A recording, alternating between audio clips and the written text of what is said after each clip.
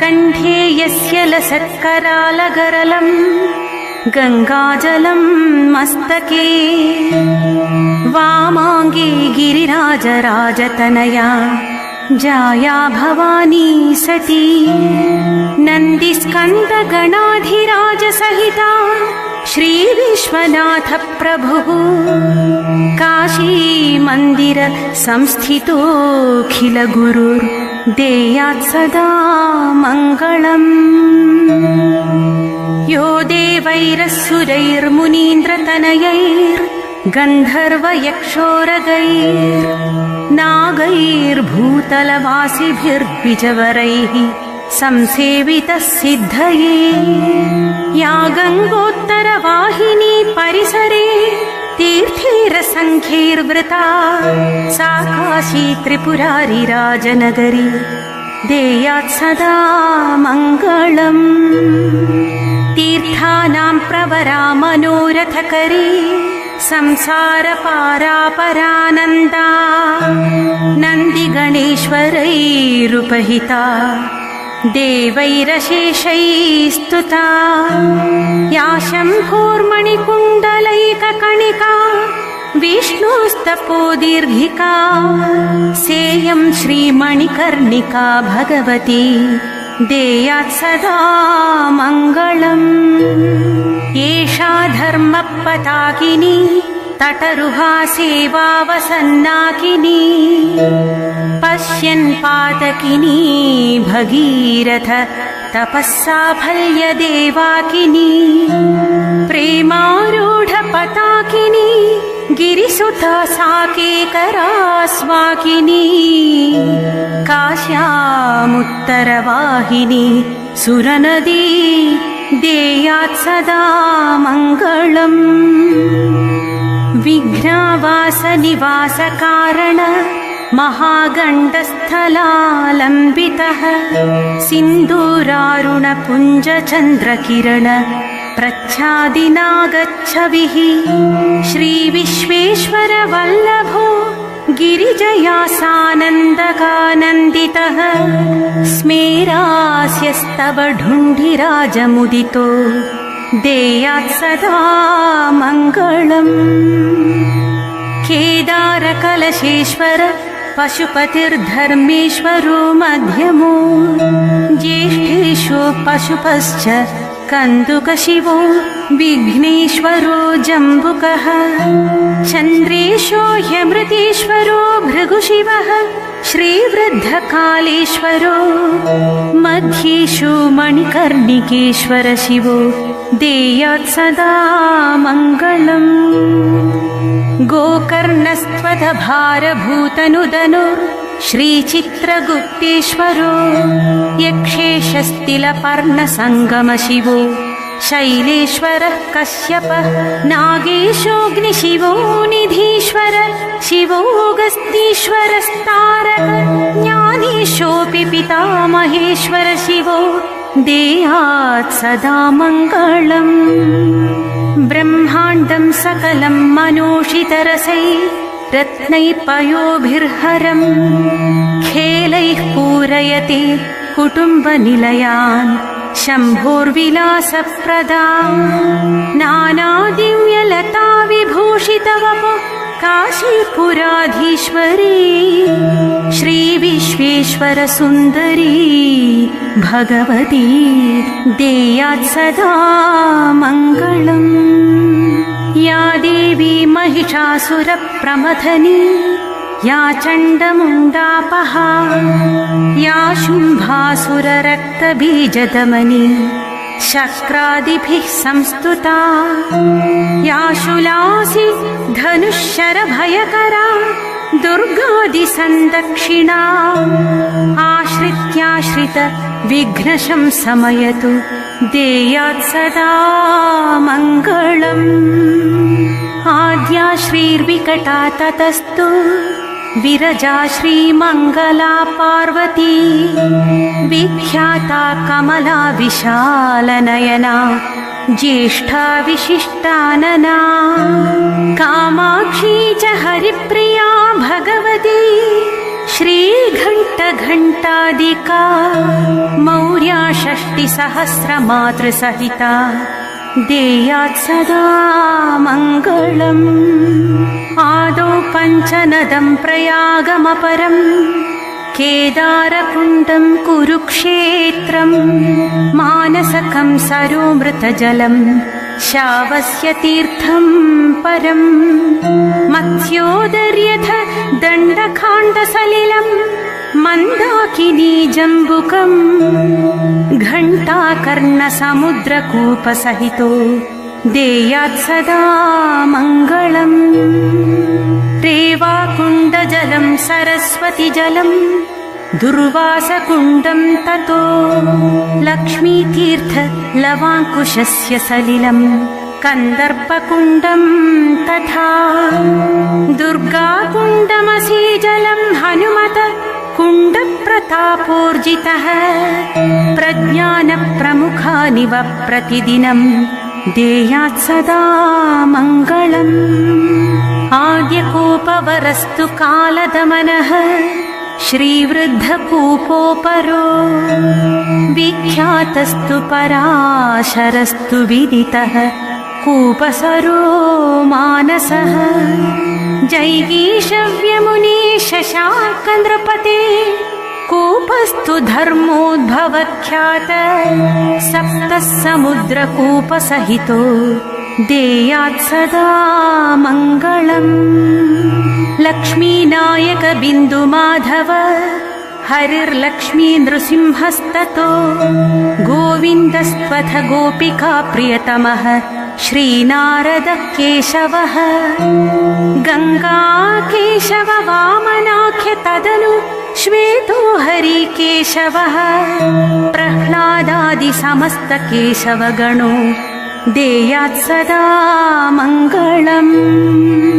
लोलार्को विमलार्कमायुख रविसंवर्त संज्ञो रविर्विख्यातो द्रुपदुःखखोल्कम् अरुणप्रोक्तोत्तरार्को रविः गङ्गार्कस्त्वथ वृद्धिविबुधा काशीपुरी संस्थिता सूर्या द्वादश सम्यका प्रतिदिनं देयात् सदा मङ्गलम्। आद्यो ढुण्डिविनायको गणपतिश्चिन्तामणिः सिद्धिदः सेनाविघ्नपतिस्तु वक्त्रवदनः श्रीपाशपाणिः प्रभुः आशापक्षविनायका प्रशकरो मोदादिकः षड्गुणो लोलार्कादिविनायका प्रतिदिनं देयात् सदा मङ्गलम्।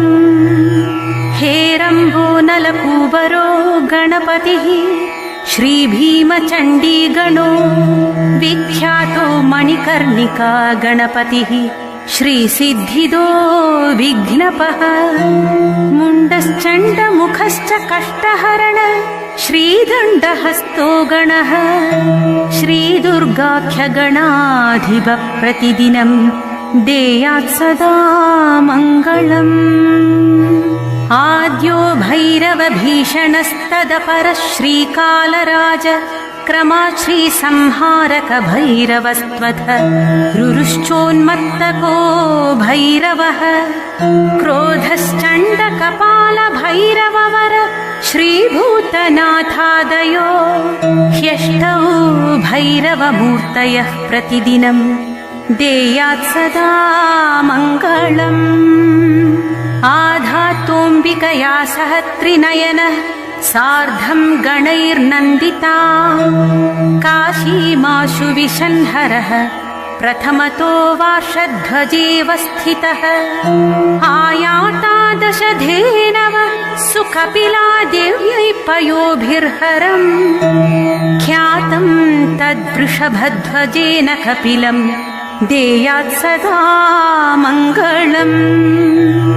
आनन्दाख्यवनं हि चम्पकवनं श्रीनैमिषं खाण्डवम् पुण्यं चैत्ररथं पाशाकविपिनं रम्भावनं पावनम् दुर्गारण्यमथोऽपि कैरववनं वृन्दावनं पावनम् विख्यातानि वनानि वः प्रतिदिनं देयात् सदा मङ्गलम् अलिकुलदलनील कालदंष्ट्राकराल सजल जलद नीलो व्यालयज्ञोपवीतः अभयवरदहस्तो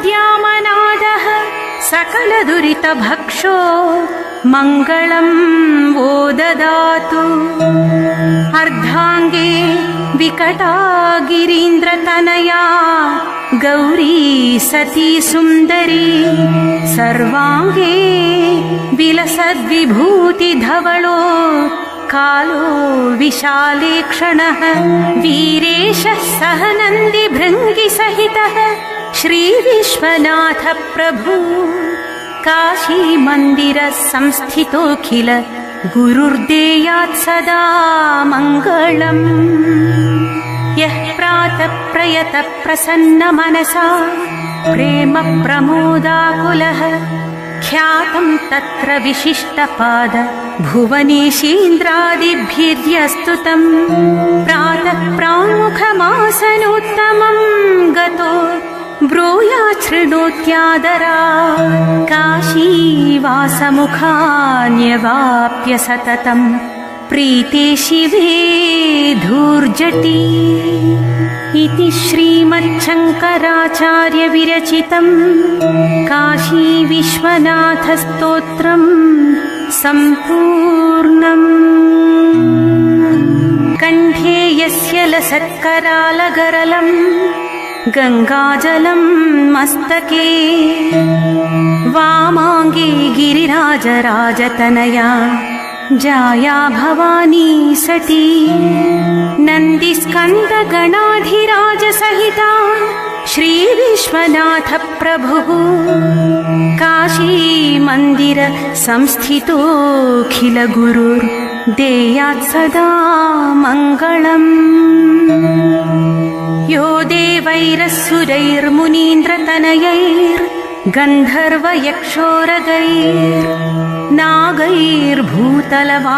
देवैरस्सुरैर्मुनीन्द्रतनयैर्गन्धर्वयक्षोरगैर्नागैर्भूतलवासिभिर्द्विजवरैः संसेवितः सिद्धये या गङ्गोत्तरवाहिनी परिसरे तीर्थैरसङ्ख्यैर्वृता सा काशी त्रिपुरारिराजनगरी देयात् सदा मङ्गलम् तीर्थानां प्रवरा मनोरथकरी संसारपारापरानन्दा नन्दिगणेश्वरैरुपहिता देवैरशेषैस्तुता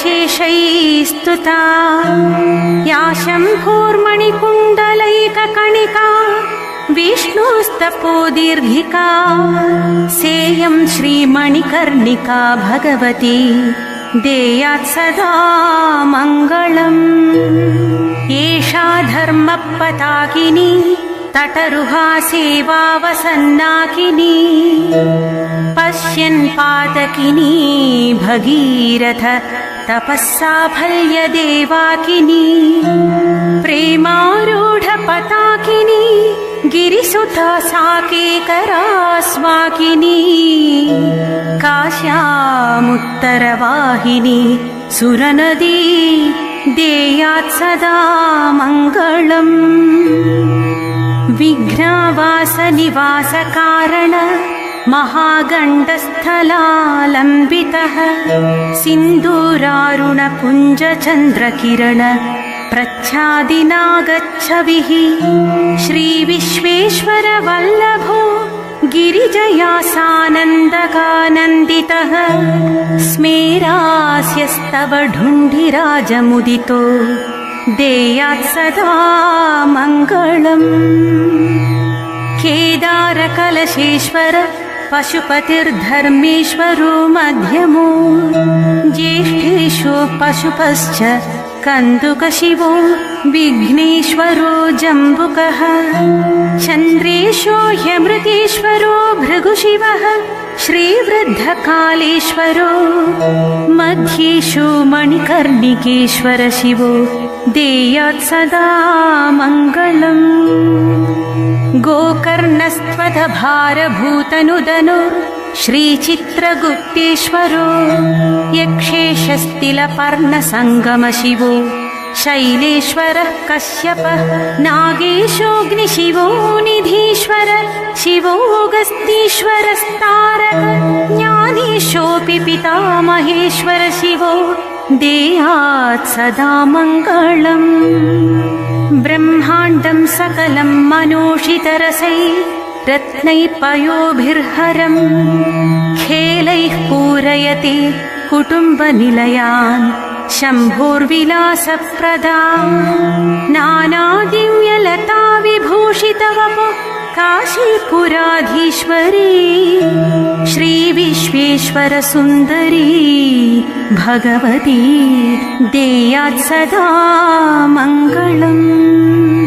या देवी महिषासुरप्रमथनी या चण्डमुण्डापहा या शुम्भासुररक्तबीजदमनी शक्रादिभिः संस्तुता या शूलासि धनुश्शरभयकरा दुर्गादिसन्दक्षिणा आश्रित्याश्रित विघ्नशं समयतु देयात् सदा मङ्गलम्।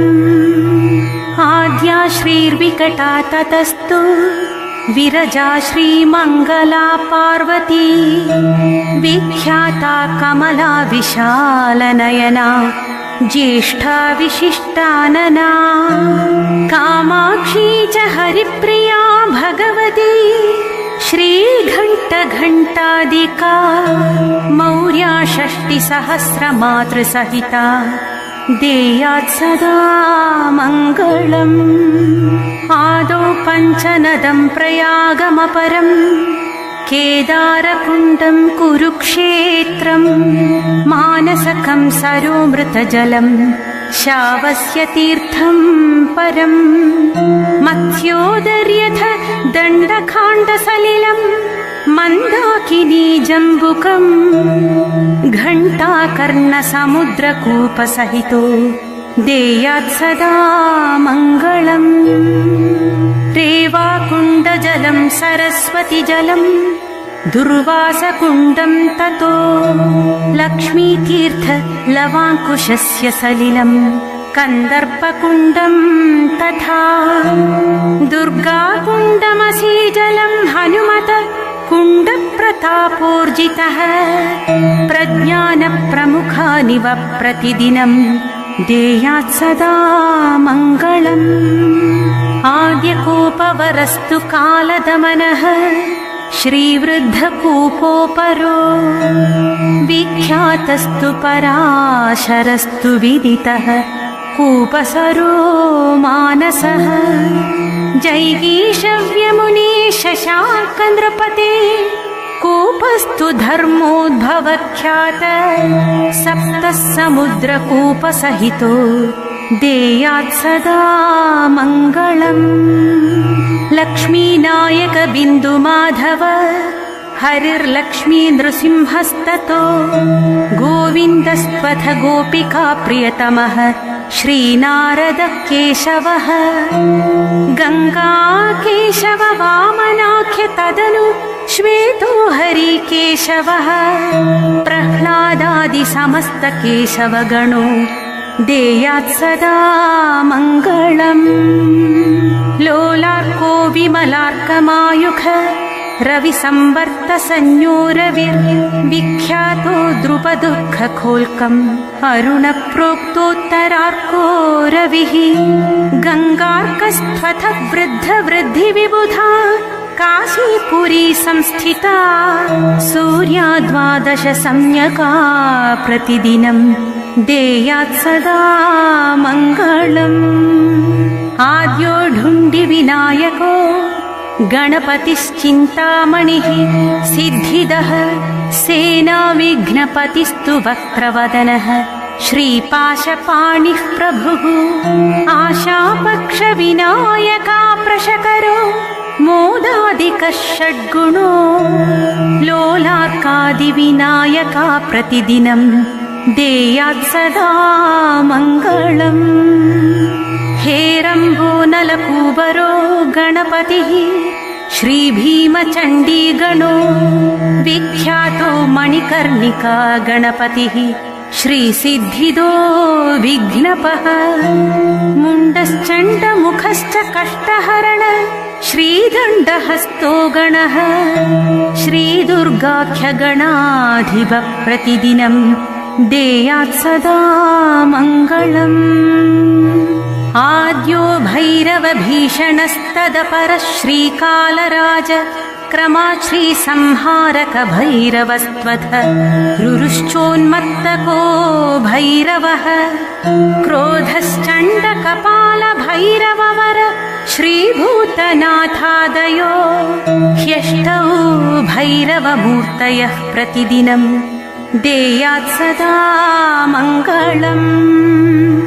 आधातोऽम्बिकया सह त्रिनयनः सार्धं गणैर्नन्दिता काशीमाशु विशन्हरः प्रथमतो वार्षध्वजेव स्थितः आयाता दशधेनव सुकपिला देव्यै पयोभिर्हरम् ख्यातं तद्वृषभध्वजेन कपिलं देयात् सदा मङ्गलम् आनन्दाख्यवनं हि चम्पकवनं श्रीनैमिषं खाण्डवम् पुण्यं चैत्ररथं पाशाकविपिनं रम्भावनं पावनम्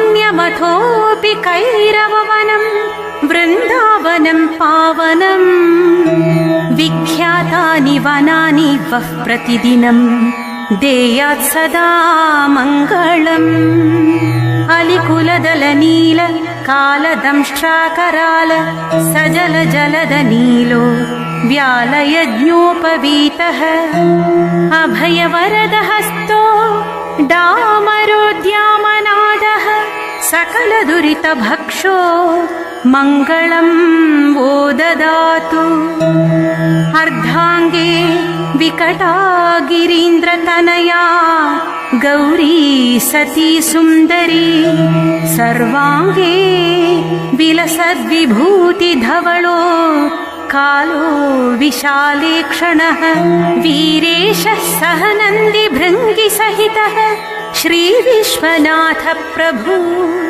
काशीमन्दिरः संस्थितोऽखिल गुरुर्देयात् सदा मङ्गलम् यः प्रातः प्रयतः प्रसन्नमनसा प्रेम प्रमोदाकुलः ख्यातं तत्र विशिष्टपाद भुवनेशीन्द्रादिभिर्यस्तुतं प्रातः प्राङ्मुखमासनोत्तमं गतो ब्रूयात् शृणोत्यादरा काशीवासमुखान्यवाप्य सततं प्रीते शिवे धूर्जटी इति श्रीमच्छङ्कराचार्यविरचितं काशीविश्वनाथस्तोत्रं सम्पूर्णम्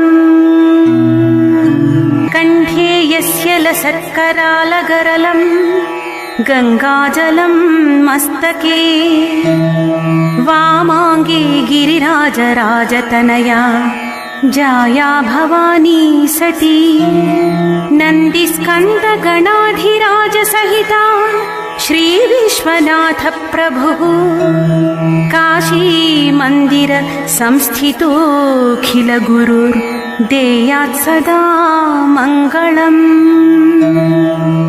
यो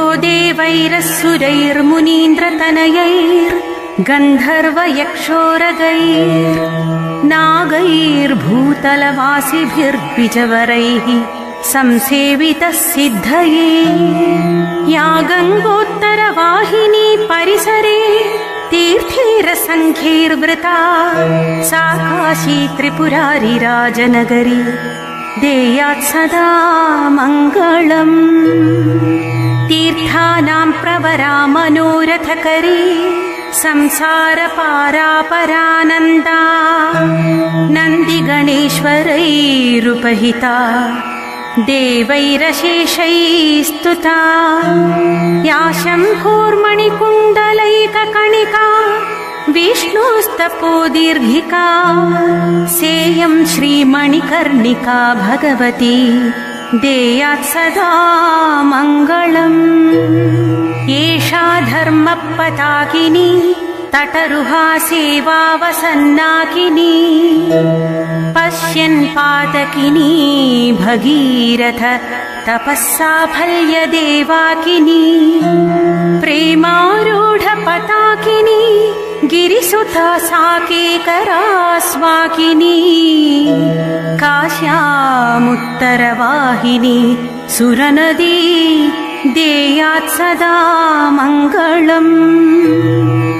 विघ्नावासनिवासकारण महागण्डस्थलालम्बितः सिन्दूरारुणपुञ्जचन्द्रकिरण प्रच्छादिनागच्छविः श्रीविश्वेश्वर वल्लभो गिरिजयासानन्दकानन्दितः स्मेरास्यस्तव ढुण्ढिराजमुदितो देयात् सदा मङ्गलम्। केदारकलशेश्वर पशुपतिर्धर्मेश्वरो मध्यमो ज्येष्ठेषु पशुपश्च कन्दुकशिवो विघ्नेश्वरो जम्बुकः चन्द्रेशो ह्यमृतेश्वरो भृगुशिवः श्रीवृद्धकालेश्वरो मध्येषु मणिकर्णिकेश्वर शिवो देयात् सदा मङ्गलम्। गोकर्णस्त्वदभारभूतनुदनुर् श्रीचित्रगुप्तेश्वरो यक्षेशस्तिलपर्णसङ्गमशिवो शैलेश्वरः कश्यपः नागेशोऽग्निशिवो निधीश्वर शिवोऽगस्तीश्वरस्तारक ज्ञानेशोऽपि पितामहेश्वर शिवो देयात् सदा मङ्गलम्। ब्रह्माण्डं सकलं मनोषितरसैः रत्नैः पयोभिर्हरम् खेलैः पूरयते कुटुम्बनिलयान् शम्भोर्विलासप्रदा नानादिव्यलता विभूषितवपु काशीपुराधीश्वरी श्रीविश्वेश्वर सुन्दरी भगवती देयात् सदा मङ्गलम्। या देवी महिषासुरप्रमथनी या चण्डमुण्डापहा या शुम्भासुररक्तबीजदमनी शक्रादिभिः संस्तुता या शूलासि धनुश्शरभयकरा दुर्गादिसन्दक्षिणा आश्रित्याश्रित विघ्नशं समयतु देयात् सदा मङ्गलम्। आद्या श्रीर्विकटा ततस्तु विरजा श्रीमङ्गला पार्वती विख्याता कमला विशालनयना ज्येष्ठा विशिष्टानना कामाक्षी च हरिप्रिया भगवती श्रीघण्टघण्टादिका मौर्या षष्टिसहस्रमातृसहिता देयात् सदा मङ्गलम्। आदौ पञ्चनदं प्रयागमपरम् केदारकुण्डं कुरुक्षेत्रं मानसकं सरोमृतजलं शावस्य तीर्थं परं मत्स्योदर्यथ दण्डकाण्डसलिलं मन्दाकिनी जम्बुकं घण्टाकर्णसमुद्रकूपसहितो देयात् सदा मङ्गलम्। रेवाकुण्डजलं सरस्वतीजलं दुर्वासकुण्डं ततो लक्ष्मीतीर्थ लवाङ्कुशस्य सलिलं कन्दर्पकुण्डं तथा दुर्गाकुण्डमसीजलं हनुमत कुण्डप्रतापोर्जितः प्रज्ञानप्रमुखानिव प्रतिदिनं देयात् सदा मङ्गलम्। आद्यकूपवरस्तु कालदमनः श्रीवृद्धकूपोपरो विख्यातस्तु पराशरस्तु विदितः कूपसरो मानसः जैगीषव्यमुने शशाङ्कनृपते कूपस्तु धर्मोद्भवख्यात सप्तः समुद्रकूपसहितो देयात् सदा मङ्गलम्। लक्ष्मीनायक बिन्दुमाधव हरिर्लक्ष्मी नृसिंहस्ततो गोविन्दस्त्वथ गोपिका प्रियतमः श्रीनारदः केशवः गङ्गा केशव वामनाख्य तदनु श्वेतो हरिकेशवः प्रह्लादादि समस्त केशवगणो देयात् सदा मङ्गलम्। लोलार्को विमलार्कमायुख रविसंवर्त संज्ञो रविर्विख्यातो द्रुपदुःखखोल्कम् अरुणप्रोक्तोत्तरार्को रविः गङ्गार्कस्त्वथ वृद्धिविबुधा काशीपुरी संस्थिता सूर्या द्वादश सम्यका प्रतिदिनम् देयात् सदा मङ्गलम्। आद्यो ढुण्डिविनायको गणपतिश्चिन्तामणिः सिद्धिदः सेनाविघ्नपतिस्तु वक्त्रवदनः श्रीपाशपाणिः प्रभुः आशापक्षविनायका प्रशकरो मोदादिकः षड्गुणो लोलार्कादिविनायका प्रतिदिनम् देयात् सदा मङ्गलम्। हेरम्बो नलकूबरो गणपतिः श्रीभीमचण्डीगणो विख्यातो मणिकर्णिका गणपतिः श्रीसिद्धिदो विघ्नपः मुण्डश्चण्डमुखश्च कष्टहरण श्रीदण्डहस्तो गणः श्रीदुर्गाख्यगणाधिपः प्रतिदिनम् देयात् सदा मङ्गलम्। आद्यो भैरवभीषणस्तदपरः श्रीकालराज क्रमाश्रीसंहारक भैरवस्त्वथ रुरुश्चोन्मत्तको भैरवः क्रोधश्चण्डकपाल भैरववर श्रीभूतनाथादयो ह्यष्टौ भैरवमूर्तयः प्रतिदिनम् देयात् सदा मङ्गलम्।